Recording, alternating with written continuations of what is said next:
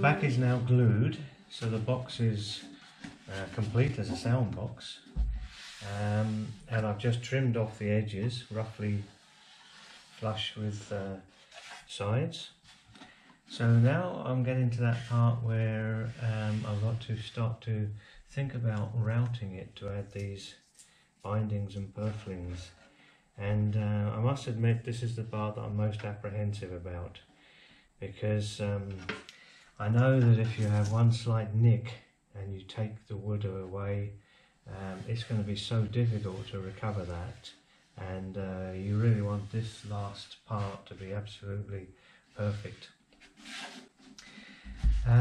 So to do this, I've got this little machine here, this Bosch router, and it's quite a nice little machine. I've trimmed the edge off already with this, so I've had a bit of a play with it.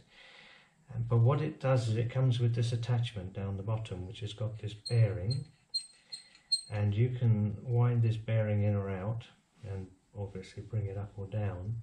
And there's the cutter, which is spinning.